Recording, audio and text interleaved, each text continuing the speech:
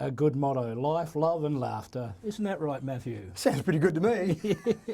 Indeed. Well, it's our pleasure once again to be having a chat with Matthew Dickinson, our Mayor of Dubbo, and talking all the things that have been going on at the council meeting which you had on Thursday, wasn't it? Yeah, and last night, that's right, our last council meeting for the year. So it's always an exciting meeting and you get to say Merry Christmas to everyone, but there's lots of serious business we've got to take care of as well. So you had a quarterly report on the complaint statistics. Tell us a little bit about how that works. Well, this is an interesting one. The Local Government Act says that once a year, we've got to report to the community how many code of conducts were lodged involving council throughout the year. And a couple of things with that. One of the issues that we have with that process is that there's no process in the reporting to actually give you some idea of whether they were successful or unsuccessful or information about them or who lodged those complaints. It just says, here's how many were lodged. So some people could be vexatious in their complaining and they could say, I want to make a council look bad, I'll go and lodge 50 complaints. They could all be silly complaints, frivolous, vexatious complaints, but when the report goes through the council, it will look like it's really bad because there's all these complaints. We actually said as councillors that we would prefer to see the reports come through more often than once a year. We think the community should know about it more often than annually. So we actually say we'll bring the report through on a quarterly basis, which obviously satisfies the requirement to have it at least once a year. So every quarter we get that report through. The report for the last quarter came through in our meeting last night, and pleasing to say there were no code of conduct complaints lodged in the first quarter of this financial year. Yeah, that's good. So again, saying that you've got lots or not many because of that process doesn't always give a clear indication, but having none is obviously better than having some. Indeed. Often there's a cost associated with them as well, depending what happens with them. But again, when there's none, well, the cost was approximately zero, so that's a good sign as well. Yeah, it saves the council a bit of money to put towards other projects. Correct, spot on. Okay, what about the Dubbo Regional Sports Council, the Playing Field Improvement Fund? That sounds pretty good. Free grounds receiving funds. Well, this is one of those things that I think is a really good partnership. We've got funds there in a community fund to help improve our sporting facilities in Dubbo and Wellington. And if clubs want to improve those sporting facilities, they can put an application in, but they've got to put a 50-50 application in. So they've got to be able to provide some money to improve whatever it might be they want to improve, whether it be something in the canteen or something on the ground, some sort of physical infrastructure. So the good part from our perspective is that it's only 50% funded by council or no more than 50% funded. It could be less than 50%, for example. And the other part is it's improving an asset for Dubbo Regional Council. So we're providing some of the money, the club's providing some of the money, you're getting a better asset overall for the community. So there was one rugby league club in Dubbo and two in Wellington that received some funds. One of our councillors was quite concerned that there were no cricket clubs that received funds out of that process. But it does come down to who puts the applications in. So we didn't receive any from any cricket clubs, so we obviously couldn't hand out money to cricket clubs. So any sporting clubs out there, if you want to improve the facilities around Dubbo or Wellington, then certainly have a look at that particular process. We do that on a regular basis. It does come down to that 50-50 funding, but the important part is that we want to see our grounds improved with some help from those sporting clubs. I have noticed that you have done a fair bit with the grounds down there that they play cricket on, with the new building down there near the lazy river there. So you're saying that the cricketers shouldn't complain too much at the moment? No, that's right. Just get out there and have a whack. All right, well, what about the Wiradjuri Tourism Centre funding strategy? I've got to get that word out somehow. Yeah, this is a really important one. The Wiradjuri Cultural Tourism Centre, I think, can be a centrepiece of tourism, not just Aboriginal tourism, but tourism in this community.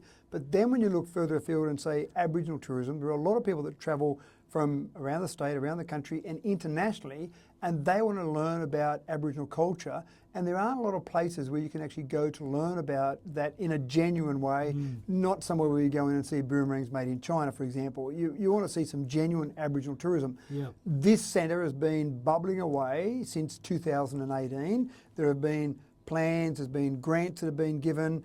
The grants that were given weren't enough to cover the proposal that was generated in terms of the actual infrastructure that was going to be built. So this has been a problematic one, and this goes back to 3 different projects that received money from the government, the state government, during the amalgamation process. So this is the plaza out the front of the Old Dubbo Jail, the shared pathway along behind Ollie Robbins Oval down near the river, and this particular project. All 3 were supposedly funded by the state government, but those project costs weren't really funded correctly, or the budgets weren't probably put in place correctly, therefore the funding wasn't enough that came through. So we've been trying to work out how we can still deliver all three. We're working on the plaza and the shared pathway. People would see those construction projects going now. The Radri Cultural Tourism Centre was the last one, and I think probably you could say the most important one. Indeed. The budget blew out dramatically with this. I just don't think the original budget was done properly. It was the honest appraisal of that. It's a $15 million build now. We had, in total, from the state government, somewhere in the vicinity of $5 million. And maybe if it was $7 million or so, we could have put some extra money in from council to build that, but there was no way we could fund that extra amount to $15 million. The federal government has got some funding streams available, one particular round at the moment of grant funding that we're in for, where we put an EOI process in, and they've said, yes, you've made it through the first round, so continue on. That gives you a bit of a chance, and a reasonable chance once you've gone past that first EOI process. But the process with that is 50-50 funding. The federal government will put in 50%, then we've got to find the other 50% from somewhere, whether it be state, whether it be us, whether it be DCFM donating us the money, or wherever we get the money from. We wish. So ultimately, a $15 million build, we're asking, and these are very round numbers, but we're asking about $7.5 million from the federal government, and we've got a bit over $5 million that we've got from the state government sitting there. So we're to work out what we're going to do. So we've said that yes, we would put $2.2 million in from council as an internal loan. So we'd use money that we've got in our assets at the moment, our unrestricted assets now, and we'd borrow that money against that internally and pay that off. So that was the funding strategy. Now, this could have been a point where councillors said, no, don't go ahead any further. And there was a debate about this. Do we have the money to go ahead with this? And in the end, the decision that was made by council was that if we spend $2.2 million of our money to build a $15 million facility, that's a pretty good outcome. And it's been promised to the community since 2018. Surely at some stage we've got to come through with that promise. And it will also be fantastic for our tourism. So that's the funding strategy. We'll continue on with that in terms of our federal government process for that grant. We should know an answer by maybe March next year. Hopefully they'll make an announcement about that. And pretty much things will be ready to go. We're processing the DA now as we speak. If we get that funding then, we can almost go to tender pretty quickly. We have to have it built if we go ahead with it, if we get the money, by December 2025. So that's a pretty tight time frame because it's a pretty big building. But overall, I think this would be fantastic for Dubbo, fantastic for the entire community here, and it would attract people from a large range of areas. And we do get a lot of international travellers coming out this way. This would be something that I think they would absolutely love to see. And again, show off this wonderful culture. The oldest living culture in the world is our Aboriginal culture. Why not show it off, and why not have people come to Dubbo to show it off? Indeed, Matthew. And that's a good thing that we should have happening. So I've got my fingers crossed. No, good work. Thank you. Anyway, now the submission for local government remuneration tribunal. It's a big word. Tell us about that. This is something where the state government has said each year we have a remuneration tribunal to decide how much councillors are paid. And they ask for submissions. Is there anything we want to talk about? Is there anything that we think is important to them? One of the things that councillors find very frustrating every year is the Remuneration Tribunal makes recommendations about how much councillors should be paid. And then it goes to council for councillors to make the final decision on how much we're paid. And we talk a lot about conflicts of interest. We talk about making sure we as councillors aren't in a position where we've got a conflict. Well, you can't get much more conflicted than making a decision about how much we're paid, but we're allowed to make that decision, but it just seems wrong that we are the ones who are deciding how much we're paid. So we put a submission in, or we made a decision last night that we will put a submission in to say, in future, when the decision is made about how much councillors are paid, can you just make the decision and say, this size council, councillors should be paid this much, and that's the decision, rather than sending it back to a council for councillors to make the decision. I don't think they'll change it, but we've been asked for a submission, so we put a submission in to say that doesn't seem right for us to be deciding how much we're paid. Sounds like a better idea, and you don't want to get any of those complaints. That's right. Anyway, now the question about this 3D printed toilet block, I did see a story on the news about that.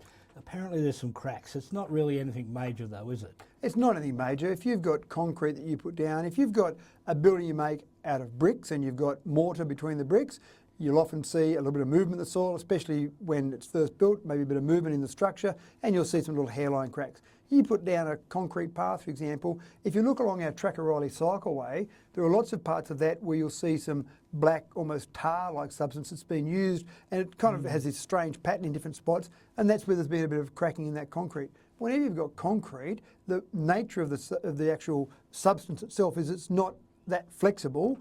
You don't want it to be flexible. The whole idea is it's holding up something, so you want it to be hard and solid, and you'll sometimes get some hairline cracks. So there were some questions on notice at the council meeting last night about the 3D printed toilets, and there's been some unfair criticism, I think, on the whole process around that. Now people are saying, look at the cracks, it was a disaster, it was terrible.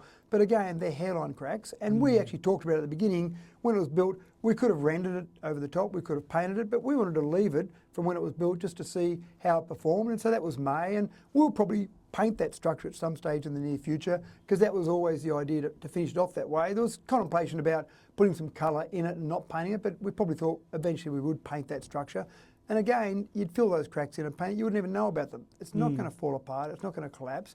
And then there were also some questions about the cubicle style toilets versus the style of toilets that are there. And some people refer to that as the old style and the new style. There's no such thing as old style and new style. Those toilets that are there comply with the Australian standards for the building of toilets, and also the disabled toilet. Some people said the disabled toilet opening wasn't wide enough. It's actually wider than it's got to be by legal standards. So people stirring up trouble, I suppose, is what I describe a lot of this as. But the old style versus the new style, as they called it, the cubicle style is one. Now in Wellington, they replaced one where you walked into the toilets and had multiple cubicles. They replaced it with single cubicle styles. And since I got back onto council, Chris, I've never had so many complaints as I've had about the toilets in Cameron Park in Wellington, because now they took multiple toilets there where buses used to stop as they're coming through town, and people would go to the toilet and they'd stop to go to a cafe and they'd maybe have something to eat there. Now those buses are saying, we're not stopping at those toilets because there's only a single male cubicle, single female cubicle and a disabled. So we're going to have people lined up outside for half an hour trying to go to the toilet.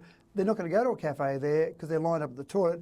We'll continue on and go and stop somewhere where there's better toilets. So even though some people are saying single cubicles are better, well, in that scenario, Wellington people have said absolutely single cubicles are not better.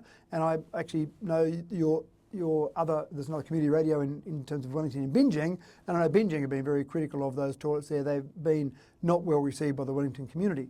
The toilets we built at the Lions Park, West Dubbo, were built where you walk in and there's multiple cubicles in there. So I think from memory, 5 female cubicles, 2 male cubicles plus a urinal. So that means lots of people can go to the toilet at the same time.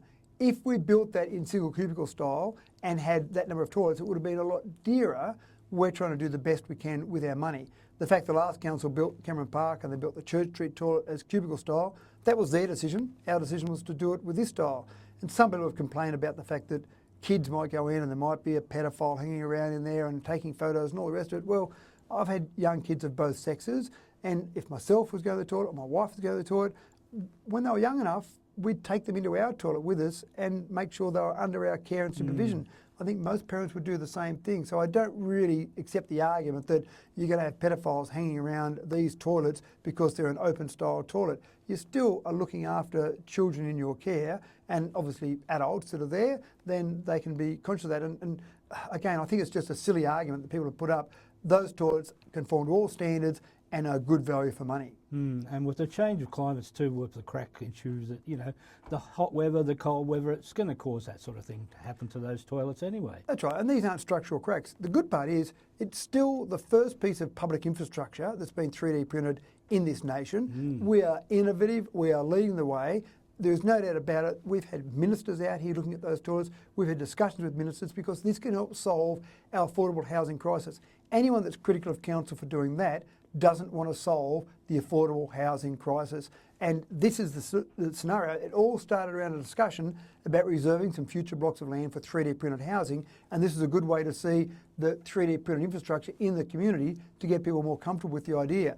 I'm confused by people that are being highly critical of a council that's being innovative, that's being progressive. And I was only out at the RFS the other day with the Aviation Centre of Excellence being open, and the Minister, Jihad Dib, is the Minister responsible for emergency services, said, this is wonderful. In the past, we used to look overseas to see how they were doing it and copying it. He said, now here in Dubbo, with his Aviation Centre of Excellence, we've got something that's brand new, that's innovative, that's something that's not done anywhere else in Australia. People will be looking at us from overseas to see how we've done that. And that's the same with the 3D printed toilets. People are looking at us to see how we've done it, to learn from us, which I think is fantastic that Dubbo is leading the way. Indeed, Matthew. Well, I tell you what, it's been great having another chat with you and getting you to tell the community a bit more about what goes on with our council. And I wish you a very Merry Christmas for you and your family. Hey, thank you, Chris. I'm not sure if we'll chat again next week. Who knows? But we'll chat. You just never know. Maybe we will, maybe we won't. But either way, same to you. Merry Christmas, and of course to all your listeners. And look forward to continuing on with DCFM next year. Thank you very much, and we look forward to having you back. So thank you once again, Matthew, for coming in and having a talk to us about all things council, and we'll be chatting to you again soon. Thanks, Chris. All right, we'll be back into some more music for you in just a little while right here on DCFM 88.9.